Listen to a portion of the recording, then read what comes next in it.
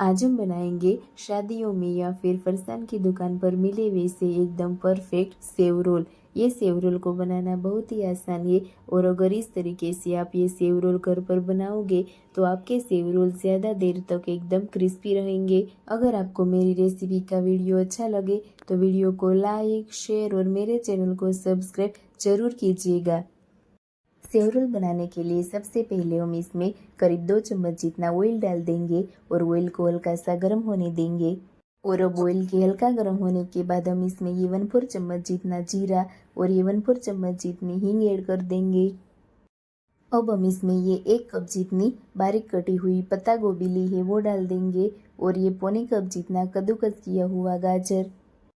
और अब हम इसमें ये 2 बारीक कटी हुई तीखी वाली हरी मिर्च और ये 1 चम्मच जितना कद्दूकस किया हुआ अदरक डाल देंगे और अब हम इन सबको अच्छे से मिक्स कर लेंगे। और अब हम इसे करीब 1 मिनट तक मीडियम फ्लेम पर भून लेंगे। अब 1 मिनट के बाद हम इसमें ये 1/4 कप जितनी बारीक कटी हुई शिमला मिर्च ऐड कर देंगे। अब हम इसमें कुछ मसाले कर लेंगे। ये आधे चम्मच जितना हल्दी पाउडर और ये आधे चम्मच जितना धनिया और जीरे का पाउडर और ये 1/4 चम्मच जितना लाल मिर्च पाउडर और ये स्वाद के अनुसार नमक और ये आधे चम्मच जितनी चीनी डाल देंगे। अब ये सभी मसाले को हम इन सब्जी के साथ अच्छे से मिला देंगे और आप इसमें अपनी पसंद के हिसाब से दूसरी सब्जियां भी ऐड कर सकते हो, जैसे कि बारीक कटा हुआ हरा प्याज, उबले हुए मकई के दाने। और ये मसाले डालते वक्त हमें गैस की फ्लेम को एकदम लो कर देना है और अब हम इसे फिर से गैस की फ्लेम को मीडियम करके 2 मिनट तक इसे कुक कर लेंगे। अब 2 मिनट के बाद ये अच्छे से भुन गया है। अब हम गैस की फ्लेम को ऑफ कर देंगे और इसे थोड़ा ठंडा कर लेंगे।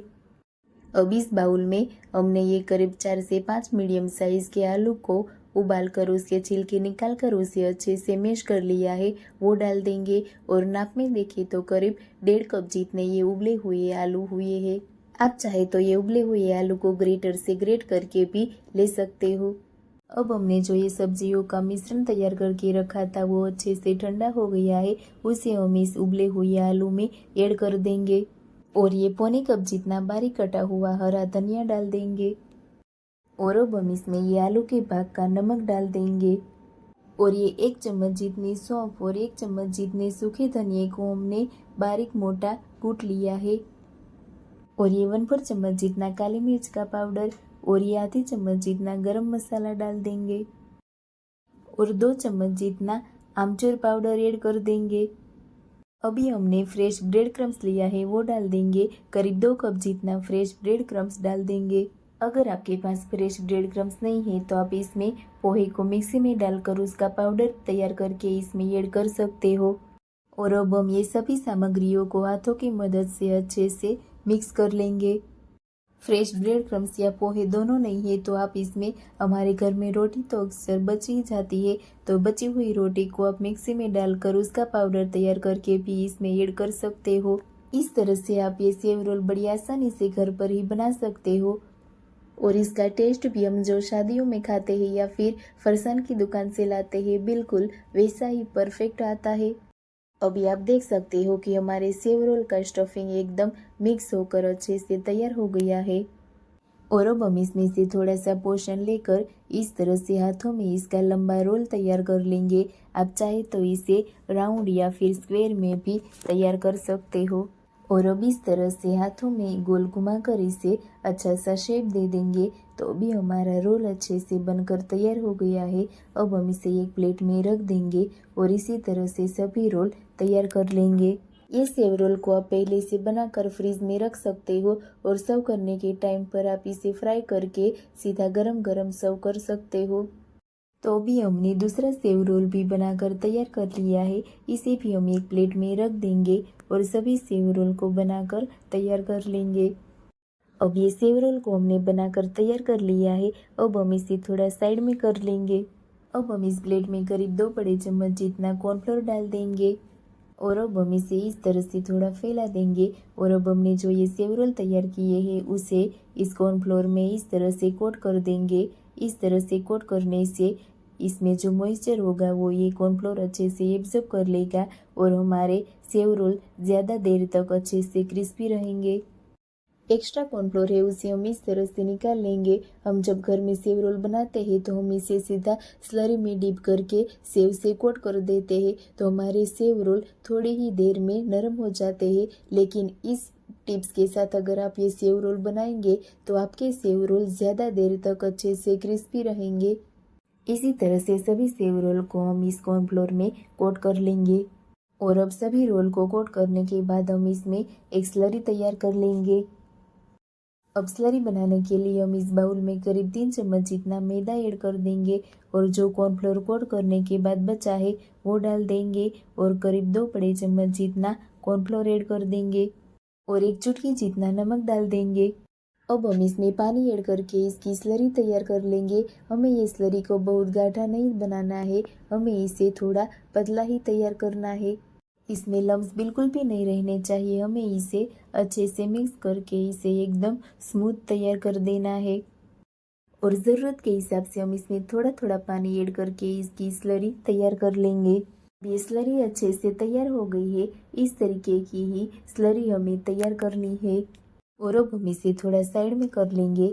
और अब इस प्लेट में हमने ये बारीक सेव ले ली है और अब ये सेव को हम इस तरह से हाथों की मदद से तोड़ देंगे। ये सेव आपको किसी भी जनरल स्टोर से आसानी से मिल जाएगी। इसी सेव से हम सेवैयाँ बनाते हैं और इस सेव को वर्मिसेली सेव भी कहा जाता है। आपको दिखाने के लिए हमने इस सेव को प्लेट में निकाल कर तोड़ा है, लेकिन आप इसे सीधा पैकेट में भी हाथों की मदद से तोड़ सकते हो, जिससे ये सेव अच्छे से टूट भी जाएगी और चारों ओर फैलेगी भी नहीं। अब हमने जो ये रोल को कॉर्नफ्लोर में कोट करके रखा था उसमें से रोल लेकर हम इस स्लरी में डाल देंगे और स्लरी में डिप करके इसे चम्मच की मदद से इस तरह से निकाल लेंगे और एक्स्ट्रा स्लरी है उसे हम इस तरह से निकाल लेंगे और बाद में हम इसे इस सेव में डाल देंगे और चारों ओर से हम ये सेव को अच्छे से इस रोल पर कोट कर लेंगे। इस तरह से सभी साइड से हम ये रोल को सेव से अच्छे से कोट कर लेंगे। तो अब ये सेव रोल अच्छे से बनकर तैयार हो गया है। अब हम इसे एक प्लेट में रख देंगे और इसी तरह से सभी सेव रोल को स्लरी में डिप करके फिर सेव में डालकर सेव से अच्छे से कोट कर लेंगे। अगर आप ये सेव रोल को पहले से बनाकर रखना चाहते हो तो इस तरह से सेव से कोट करने के बाद आपको इसे फ्रिज में रख देना है और सर्व करने के टाइम के आधे घंटे पहले आपको निकाल कर फ्राई करना है। ऑयल को हमने पहले से ही गर्म करने के लिए रख दिया था और अब ऑयल गर्म हुआ है या नहीं ये चेक करने के लिए हम इसमें थोड़ा सा पोषण डालेंगे। तो आप देख सकते हो कि इसकी साइड से बबल्स निकलने लगे हैं और ये धीरे धीरे करके ऊपर आ रहा है, यानी ऑयल हमारा अच्छे से गर्म हो गया है। अब हम ये सेव रोल को इसमें फ्राई करने के लिए डाल देंगे। ये सेव रोल को हमें मीडियम टू हाई फ्लेम पर ही फ्राई करना है, क्योंकि हमने इसके अंदर जो चीज़ें ली है वो सभी कुक हो गई है, इसलिए हमें इसे ऊपर से क्रिस्पी करने के लिए ही फ्राई करना है।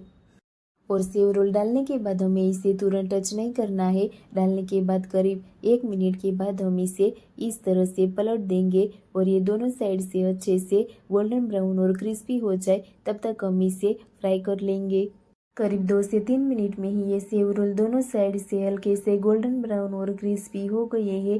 अब हम इसे ऑयल में से निकाल लेंगे। आप देख सकते हो कि ये सेव रोल कितने बढ़िया तैयार हुए हैं और अब हम इसे एक प्लेट में निकाल लेंगे और इसी तरह से दूसरे सेव रोल भी फ्राई करने के लिए डाल देंगे। ये सेव रोल को बनाना बहुत ही आसान है और ये खाने में बहुत ही बढ़िया लगते हैं। ये सेव रोल को हम दोनों साइड से हल्का सा गोल्डन ब्राउन और क्रिस्पी होने तक फ्राई कर लेंगे। तो ये दूसरे सेव रोल भी फ्राई होकर तैयार हो गए हैं। अब इसे भी हम एक प्लेट में निकाल लेंगे और इसी तरह से सभी सेव रोल को फ्राई करके तैयार कर लेंगे। अब ये सेव रोल को हम इस प्लेट में सर्व कर देंगे। अचानक से आपके घर में कोई मेहमान आ जाए या फिर आपको कुछ चटपटा स्नैक्स खाने का मन करे, तब आप ये सेव रोल को बड़ी आसानी से बना सकते हो। ये सेव रोल के साथ खाने के लिए हमने टोमेटो केचप सर्व किया है। आप इसे टोमेटो केचप या ग्रीन चटनी के साथ भी खा सकते